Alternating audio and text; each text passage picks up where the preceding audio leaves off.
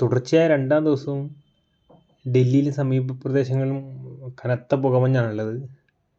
വായു ഗുണനിലവാരം അതായത് എയർ ക്വാളിറ്റി ഇൻഡെക്സ് രണ്ടാം ദിവസവും 500-ന് മേലെ തന്നെയാണുള്ളത്. അതായത് ഡൽഹി നാഷണൽ ക്യാപിറ്റൽ റീജിയന് കീഴിൽ 35 മോണിറ്ററിംഗ് സ്റ്റേഷനുകളാണുള്ളത് വായു ഗുണനിലവാരം പരിശോധിക്കാനായിട്ട്. അതിൽ ഏറ്റവും കുറവ് രേഖപ്പെടുത്തിയത് 480 AQI 480 ദ്വാരകയിൽ. സത്യത്തിൽ ഇതിൻ്റെ ശരിക്കുള്ള ഒരു ഡെപ്ത് അറിയണമെങ്കിൽ നമ്മൾ മലയാളികൾക്ക് കേരളത്തിലെ ഒരു എയർ ക്വാളിറ്റിയുമായിട്ട് വെച്ച് താരതമ്യം ചെയ്ത് നോക്കുമ്പോൾ കേരളത്തിൽ ശരാശരി 40-നും 60-നും ഇടയിലാണ് എയർ ക്വാളിറ്റി വിവിധ പ്രദേശങ്ങളിലായിട്ടുള്ളത്. അതിൻ്റെ 10 ഇരട്ടിയോളമാണ് ഡൽഹിയിൽ. അപ്പോഴാണ് അതിൻ്റെ കറക്റ്റ് അവസ്ഥ മനസ്സിലാവുക. അതായത് ഒരു ദിവസം ശരാശരി 40 സിഗരറ്റ് വലിക്കുന്ന ഒരു അവസ്ഥയിലേക്ക് ഡൽഹിയിൽ താമസിക്കുന്നവരെത്തുന്നു എന്നുള്ളതാണ്.